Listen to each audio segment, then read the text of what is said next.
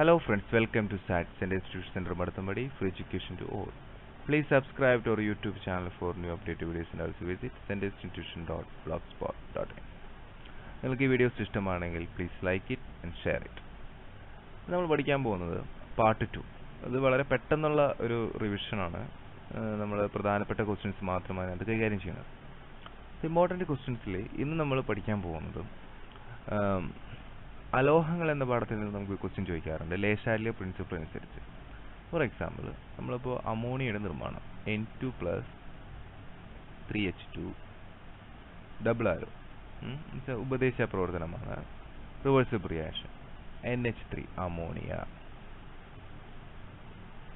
2NH3 plus heat. Okay, ഇങ്ങനെ ഒരു reaction നിങ്ങൾക്ക് തന്നിട്ട് ചോദിക്കുന്ന ചില ചോദ്യങ്ങൾ. ഒന്ന്, ഇതിനകത്ത് മർദ്ദത്തിനുള്ള സ്വാധീനമുണ്ട്. മർദ്ദം, പ്രഷർ. അതായത് പ്രഷർ നിങ്ങൾ കൂട്ടിയാൽ എന്ത് സംഭവിക്കും, കുറച്ചാൽ എന്ത് സംഭവിക്കും. ഇതിനെ നമ്മൾ ഈ ലെഫ്റ്റ് സൈഡ്, ഈ ആരോയുടെ ലെഫ്റ്റ് സൈഡിലുള്ളവരെ നമ്മൾ വിളിക്കുന്നത് പേര് റിയാക്റ്റൻസ്. ഓക്കെ, അതായത് അഭികാരങ്ങൾ. ഇവിടെ നമ്മൾ പ്രോഡക്റ്റ് ഉൽപ്പന്നങ്ങൾ. ഓക്കെ, അപ്പോൾ മർദ്ദത്തിൻ്റെ കേസ് ചോദിക്കുകയാണെങ്കിൽ ഉടൻ തന്നെ നിങ്ങൾ ഈ N2ൻ്റെ ഇപ്പുറം കിടക്കുന്ന സംഖ്യ നോക്കണം. ഇവിടെ ഒന്നുമില്ല, അപ്പോൾ 1 ആണ്. അപ്പോൾ നമ്മളത് താഴെ എഴുതാം 1 പ്ലസ് ഈ H2ൻ്റെ ഇപ്പുറമുള്ള എത്ര മോളുണ്ട് 3. വീണ്ടും ഈ ആരോ ഇടാം. ഓക്കെ, ഇവിടെ പ്രോഡക്റ്റിൻ്റെ സൈഡിലുള്ളത് നോക്കാം. ഇത് 2 മാത്രമേ ഉള്ളൂ, 2. വീണ്ടും 4 2. ഇനിയാണ് നമ്മുടെ ട്രിക്ക്. എന്താണ് ട്രിക്ക് എന്ന് വെച്ച് കഴിഞ്ഞാൽ, പ്രഷർ നമ്മൾ കൂട്ടുകയാണെങ്കിൽ according to Boyle's law pressure കൂട്ടുകയാണെങ്കിൽ വോളിയം എന്ത് ചെയ്യും, വോളിയം കുറയും. ക്ലിയർ? അതെങ്ങനെയാണ്? നിങ്ങളൊരു സ്പോഞ്ച് എടുക്കുക, സ്പോഞ്ച് എടുത്തിട്ട് പ്രഷർ അപ്ലൈ ചെയ്യുക, നല്ല ഫോഴ്സ് അപ്ലൈ ചെയ്യുക. അപ്പോൾ വോളിയം കുറയില്ലേ, സ്പോഞ്ച് ചെറുതാവില്ലേ? അത്രേ ഉള്ളൂ. പ്രഷർ കൂട്ടിയാൽ വോളിയം എന്ത് ചെയ്യും, കുറയും അക്കോർഡിംഗ് ടു ബോയ്സ് ലോ. അതുപോലെ നമ്മൾ ഈ ഒരു സിസ്റ്റം, ഇത് സന്തുലനാവസ്ഥയിലാണ്. ഇങ്ങോട്ടുള്ള പ്രവർത്തനം ഫോർവേഡ് റിയാക്ഷൻ, ഇങ്ങോട്ട് ബാക്ക്വേഡ് റിയാക്ഷൻ, പുരോപ്രവർത്തനം പാശ്ചാത്യ പ്രവർത്തനം, അത് തുല്യമാണ്. ഈ അവസരത്തിൽ നമ്മൾ പ്രഷർ കൂട്ടുകയാണ്. സപ്പോസ് പ്രഷർ നമ്മൾ കൂട്ടുകയാണ്. അപ്പോൾ നമ്മൾ തിയറി അനുസരിച്ച് വോളിയം കുറയണ്ടേ? വോളിയം കുറയണമെങ്കിൽ ലെഫ്റ്റിൽ നിന്ന് റൈറ്റിലേക്ക് പോകണം. ഉണ്ടോ? കാരണം വോളിയം ഇവിടെയാണ് കുറവ്. ഇവിടെ 2 ഉള്ളൂ, ഇവിടെ 4 ഉണ്ട്. അപ്പോൾ 4ൽ നിന്ന് 2ലേക്ക് വരണം. അപ്പോൾ പ്രഷർ കൂടുമ്പോൾ വോളിയം എന്ത് ചെയ്യണം, കുറയണം. അതിനെ ലെഫ്റ്റിൽ നിന്ന് റൈറ്റിലേക്ക് പോകണം. മനസ്സിലായോ സാർ പറഞ്ഞത്? അതായത് പ്രഷർ കൂട്ടുമ്പോൾ എപ്പോഴും വ്യാപ്തം കുറയണം. വ്യാപ്തം കുറയുന്നത് അഥവാ വ്യാപ്തം കുറവുള്ളത് എവിടെയാണ്? റൈറ്റ് സൈഡാണ്. അപ്പോൾ ലെഫ്റ്റിൽ നിന്നും റൈറ്റിലേക്ക് എന്ത് ചെയ്യണം, ലെഫ്റ്റിൽ നിന്ന് റൈറ്റിലേക്ക് റിയാക്ഷൻ നടക്കണം. അതായത് പ്രഷർ കൂടുമ്പോൾ വ്യാപ്തം കുറയും. നമ്മൾ എഴുതേണ്ട ഉത്തരം ഫോർവേഡ് റിയാക്ഷൻ നടക്കും, പുരോപ്രവർത്തനം. എന്ത് റിയാക്ഷൻ നടക്കും? Forward reaction. സിമിലാർലി പ്രഷർ കുറഞ്ഞു, മർദ്ദം കുറഞ്ഞു. അപ്പോൾ എന്ത് സംഭവിക്കും? മർദ്ദം കുറയുമ്പോൾ വോളിയം കൂടണം. ഓക്കെ, വോളിയം കൂടുതൽ എവിടെയാണ്? ഇവിടെ ഇപ്പുറത്തല്ലേ, ലെഫ്റ്റ് സൈഡല്ലേ. അപ്പോൾ 2ൽ നിന്നും 4ലേക്ക്, അതായത് ബാക്ക്വേർഡ് റിയാക്ഷൻ നടക്കും. ക്ലിയർ? ഇത്രയാണ് പ്രഷർ ചോദിച്ചാൽ എഴുതേണ്ടത്. ഓക്കെ, ഇനി ഇത് same reaction N2 + 3H2 double arrow 2NH3 plus heat. Okay, same റിയാക്ഷനിൽ ടെമ്പറേച്ചറിൻ്റെ സ്വാധീനം ചോദിക്കും. താപം, ടെമ്പറേച്ചർ കൂട്ടിയാൽ എന്ത് സംഭവിക്കും, കുറഞ്ഞാൽ എന്ത് സംഭവിക്കും? നോക്കൂ, നമ്മൾ ടെമ്പറേച്ചർ ഇവിടെയാണ് ടെമ്പറേച്ചർ, പ്രോഡക്റ്റ് സൈഡാണ്. പ്രോഡക്റ്റിൻ്റെ അളവ് കൂട്ടിയാൽ ഈ സൈഡ് കൂടുതലായിപ്പോയി. ഉണ്ടോ? അപ്പോൾ ആ കൂടുതലായത് ഇപ്പുറത്തേക്ക് വരണം, സന്തുലനാവസ്ഥ വരണമെങ്കിൽ. മനസ്സിലായോ? അപ്പോൾ പ്രോഡക്റ്റിൻ്റെ അളവ് ഹീറ്റ് അല്ലേ, ഇവിടെ ഹീറ്റാണ് ഇവിടെ ഉൽപ്പന്നമായിട്ട് വന്നേക്കുന്നത്. അപ്പോൾ ഹീറ്റ് കൂട്ടിയാൽ എന്ത് സംഭവിക്കും? ഹീറ്റ് കുറയ്ക്കാനായിട്ട് റൈറ്റിൽ നിന്ന് ലെഫ്റ്റിലേക്ക് വരണം. So backward reaction, backward. Okay, ഇനി ഹീറ്റ് നമ്മൾ കുറച്ചു എന്നായിരിക്കും. അതായത് ഈ പ്രോഡക്റ്റിൻ്റെ അളവ് നമ്മൾ കുറച്ചു. അപ്പോൾ ഈ റൈറ്റ് സൈഡ് എന്ത് സംഭവിച്ചു? അളവ് കുറഞ്ഞു. ലെഫ്റ്റ് സൈഡ് കൂടുതലായി, ഇവർ കൂടുതലായി. അപ്പോൾ ലെഫ്റ്റിൽ നിന്ന് റൈറ്റിലേക്ക് എന്താണ് റിയാക്ഷൻ നടക്കും. അപ്പോൾ ടെമ്പറേച്ചർ നോക്കുമ്പോൾ ചോദിക്കുമ്പോൾ നമ്മൾ വളരെ ശ്രദ്ധിക്കണം. കാരണം ടെമ്പറേച്ചർ എവിടെയാണ് വന്നേന്ന് നോക്കുക. ഓക്കെ, ചില സന്ദർഭങ്ങളിൽ ഫോർ എക്സാമ്പിൾ കാൽസ്യം കാർബണേറ്റ് വിഘടിച്ച് കാൽസ്യം ഓക്സൈഡും കാർബൺ ഡൈ ഓക്സൈഡും ഉണ്ടായി എന്ന് വിചാരിക്കുക. ഇവിടെ നമ്മൾ ഇവിടെയാണ് ഹീറ്റ് കൊടുക്കുക. ഹീറ്റ് ഇവിടെയാണ് വരാം, കണ്ടോ? താപം ഇപ്പുറത്തെ വരാം. അപ്പോൾ താപം കൂട്ടിയാൽ എന്ത് സംഭവിക്കും? താപം കൂട്ടിയാൽ ഇവിടെയുള്ള അളവാ കൂടാ, ലെഫ്റ്റ് സൈഡിലെ. അപ്പോൾ റൈറ്റ് സൈഡിലേക്ക് റിയാക്ഷൻ നടക്കും. മനസ്സിലായോ?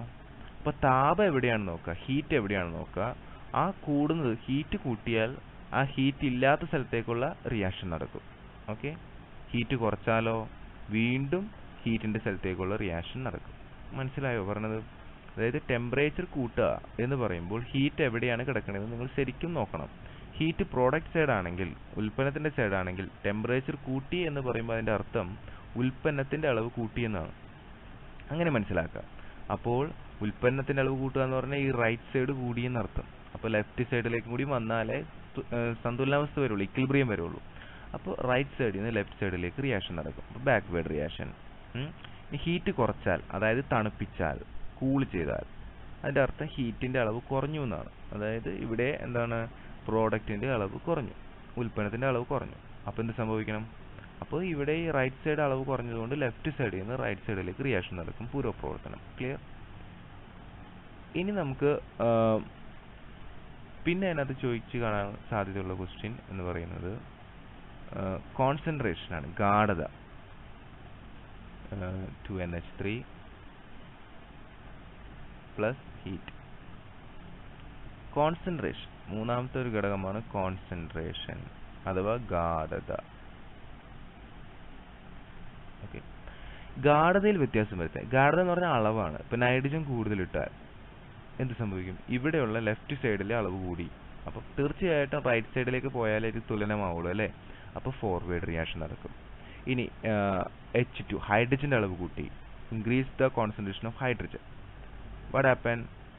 ടോട്ടൽ വോളിയം എന്താണ് ഇവിടെ ഇൻക്രീസ് ചെയ്തു അല്ലേ, ലെഫ്റ്റ് സൈഡ്. അപ്പോൾ അത് ഈക്വലൈസ് ചെയ്യാൻ വേണ്ടിയിട്ട് റൈറ്റ് സൈഡിലേക്ക് റിയാക്ഷൻ നടക്കണം. അപ്പോൾ എന്ത് പ്രവർത്തനം നടക്കും? Forward reaction. മനസ്സിലായോ? അതുപോലെ തന്നെ അമോണിയ നമ്മൾ എടുത്തു മാറ്റുമ്പോൾ ശ്രമിക്കും, ഇവിടെ അളവ് കുറഞ്ഞു പോയി. അപ്പോൾ വീണ്ടും നൈട്രജനും ഹൈഡ്രജൻ ചേർന്ന് വീണ്ടും അമോണിയ ഉണ്ടാവും. മനസ്സിലായോ? അപ്പോൾ കോൺസെൻട്രേഷന്റെ അളവ് കൂട്ടിയാൽ അത് നമ്മൾ ശ്രദ്ധിക്കണം. റിയാക്റ്റന്റ്, ഇവിടെയാണ് റിയാക്റ്റന്റ് അളവ് കൂട്ടുകയാണെങ്കിൽ എന്താണ്? ഫോർവേഡ് റിയാക്ഷൻ നടക്കും.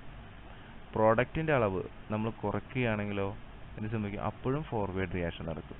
മനസ്സിലായോ? കാരണം ഇവിടെ ലെഫ്റ്റിൽ നിന്ന് റൈറ്റിലേക്ക് ആ കുറഞ്ഞ സ്ഥലത്തേക്ക് എന്താണ് വീണ്ടും പ്രോഡക്റ്റ് ഉണ്ടാവണം. ഇനി റിയാക്റ്റിന്റെ അളവ് കുറച്ചാലോ? റിയാക്റ്റിന്റെ അളവ് നമ്മൾ കുറച്ചെടുത്ത് മാറ്റി. അപ്പോൾ എന്താണ്? ഇവിടെ ഉണ്ടായ പ്രൊഡക്റ്റ് വീണ്ടും റിയാക്റ്റന്റ് ആയിട്ട് മാറും. അപ്പോൾ ബാക്ക്വേർഡ് റിയാക്ഷൻ നടക്കും. ഓക്കെ, മനസ്സിലായോ പറഞ്ഞത്? ഇനി പ്രോഡക്റ്റിന്റെ അളവ് കൂട്ടിയാലോ? ഇവിടെ പ്രോഡക്റ്റ് എന്ന് പറയുമ്പോൾ ഹീറ്റും ഉണ്ട്, നമ്മൾ നല്ല ഹീറ്റ് കൊടുത്തു അല്ലേ? അപ്പോൾ എന്ത് സംഭവിക്കും? ഇത് വിഘടിച്ച് വീണ്ടും നൈട്രജനും ഹൈഡ്രജനായിട്ട് മാറും. അപ്പോൾ കോൺസെൻട്രേഷൻ എന്ന് പറഞ്ഞു കഴിഞ്ഞാൽ എവിടെയാണോ, ഏതിന്റെ അളവാണോ കൂട്ടാൻ ചോദിക്കുന്നത്, ആ കൂടുന്ന സ്ഥലത്ത് നിന്നും കുറവുള്ള സ്ഥലത്തേക്ക് രാസപ്രവർത്തനം നടക്കും. മനസ്സിലായോ? അപ്പോൾ അങ്ങനെയാണെങ്കിൽ നമുക്കൊരു ക്വസ്റ്റ്യൻ ചെയ്ത് നോക്കാം. ഫോർ എക്സാമ്പിൾ 2SO2 ഇത് പരീക്ഷ ചോദിച്ചിട്ടുണ്ട്. പ്ലസ് O2 ഡബിൾ ആരോ 2SO3 പ്ലസ് ഹീറ്റ്. ഇതെന്റെ ഒന്നാമത്തെ ചോദ്യം. ഹീറ്റ് ഞാൻ കൂട്ടി, എന്ത് സംഭവിക്കും? ഹീറ്റ് ഇവിടെയല്ല കിടക്കുന്നത്, ഈ പോർഷൻ കൂടിയില്ലേ? അപ്പോൾ എന്ത് സംഭവിക്കും? ലെഫ്റ്റിൽ നിന്ന് റൈറ്റിൽ നിന്ന് ലെഫ്റ്റിലേക്ക്, അതായത് ഇവിടെ നിന്നും എന്താണ് ഇങ്ങോട്ടുള്ള രാസപ്രവർത്തനം നടക്കും. മനസ്സിലായോ? എവിടെയാണോ കൂടുന്നത് അവിടെ നിന്നും കുറഞ്ഞ സ്ഥലത്തേക്കുള്ള രാസപ്രവർത്തനം നടക്കും. അപ്പോൾ എന്ത് നടക്കും? Backward reaction. രണ്ടാമത് എൻ്റെ ക്വസ്റ്റ്യൻ, ഞാൻ പ്രഷർ കൂട്ടി, മർദ്ദം കൂട്ടി. അപ്പോൾ മർദ്ദം നോക്കുമ്പോൾ നിങ്ങൾ ഇവിടെ എന്ത് ചെയ്യണം? ഇതിന്റെ മോൾസ് നോക്കണം. ഇവിടെ 2, ഇവിടെ 1 അല്ലേ? അപ്പോൾ 3, ഇവിടെ എത്രയാണ്? 2. ഇനി നിങ്ങൾ പറയും പ്രഷർ കൂടുമ്പോൾ വോളിയം എന്ത് ചെയ്യണം? കുറയണം. വോളിയം കുറവ് എവിടെയാണ്? റൈറ്റ് സൈഡിലല്ലേ? അപ്പോൾ ഫോർവേഡ് റിയാക്ഷൻ നടക്കും. എന്ത് റിയാക്ഷൻ നടക്കും? Forward reaction. മനസ്സിലായോ? ഇനി മൂന്നാമത്, ഞാൻ SO3 എടുത്ത് മാറ്റി. SO3യുടെ അളവ് എന്ത് ചെയ്തു? Decrease. Concentration of SO3 decrease. കുറച്ചെടുത്ത് അങ്ങോട്ട് മാറ്റി. അപ്പോൾ എന്ത് സംഭവിക്കും? ഇവിടെ ഈക്വൽ ആയിരുന്നു, ഇവിടെ അളവ് കുറഞ്ഞു. അപ്പോൾ ഇവിടെ നിന്ന് വീണ്ടും ഇവർ തമ്മിൽ പ്രവർത്തിച്ച് എന്തുണ്ടാവും? SO3 ഉണ്ടാവും. അപ്പോൾ എന്ത് റിയാക്ഷൻ നടന്നു? ഫോർവേഡ് റിയാക്ഷൻ നടന്നു. ഓക്കെ. Another example N2.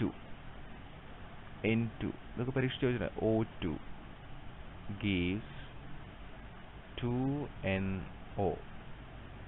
ഇവിടെ പ്രഷറിന്റെ സ്വാധീനം എന്താണ്? പ്രഷർ കൂട്ടി സാർ. നമുക്ക് ഇതിന്റെ വോളിയം എഴുതുന്നത് 1 + 1 2. ഇവിടെയും 2.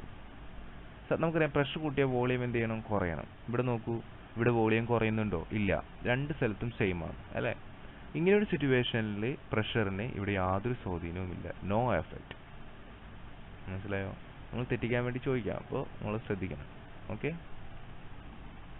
Another example 2CO plus O2 gives 2CO2.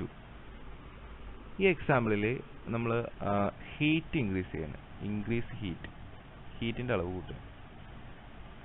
അപ്പോൾ ഇവിടെ ഹീറ്റ് എവിടെ വരാം? ഹീറ്റ് ഇവിടെയാണ് ഉണ്ടാവുക. ഓക്കെ. ഹീറ്റിന് അളവ് കൂട്ടിയാൽ ഇവിടെ അളവ് കൂടി ഉണ്ടോ? അപ്പോൾ എന്താണ്? റൈറ്റിൽ നിന്ന് ലെഫ്റ്റിലേക്ക് രാസപ്രവർത്തനം നടക്കണം. ഇവിടെ കൂടിയാൽ അത് കുറയ്ക്കാൻ വേണ്ടി ഇപ്പുറത്തേക്ക് നടക്കണം. അപ്പോൾ നമ്മുടെ ബാക്ക്വേർഡ് റിയാക്ഷൻ നടക്കുന്നു. 2, മർദ്ദം കുറയ്ക്കുന്നു. പ്രഷർ നമ്മൾ കുറയ്ക്കുക. പ്രഷർ കുറഞ്ഞതിന് സംബന്ധിക്കുന്ന വോളിയം എന്ത് ചെയ്യണം? ഇൻക്രീസ് ചെയ്യണം. ഓക്കെ. ഇപ്പോൾ നമ്മൾ ഇവിടുന്ന് 2 പ്ലസ് ഇവിടെ എത്രയാണ്? 1 2 ആരുടെ ഇവിടെ 2, അതായത് 3 2. പ്രഷർ കുറയുമ്പോൾ വോളിയം ഇൻക്രീസ് ചെയ്യണം. വോളിയം ഇൻക്രീസ് ചെയ്യണത് ഇവിടെ അല്ലേ? അപ്പോൾ റൈറ്റിൽ നിന്ന് ലെഫ്റ്റിലേക്ക്. സോ ഇവിടെയും ബാക്ക്വേർഡ് റിയാക്ഷനാണ് നടക്കുന്നത്. മൂന്നാമത്തെ ക്വസ്റ്റ്യൻ, ഓക്സിജന്റെ ഗാഢത വർദ്ധിപ്പിക്കും. Oxygen increases. ഓക്സിജന്റെ അളവ് നമ്മൾ കൂട്ടുന്നു. സ്വാഭാവികമായിട്ടും ലെഫ്റ്റ് സൈഡ് കൂടിയപ്പോൾ അത് കുറയ്ക്കാൻ വേണ്ടിയിട്ട് റൈറ്റ് സൈഡിലേക്ക് റിയാക്ഷൻ നടക്കണം. ഇവിടെ നടക്കുന്നത് എന്തായിരിക്കും? Forward reaction. ഇത്രയേ ഉള്ളൂ. Very simple. ഓക്കെ.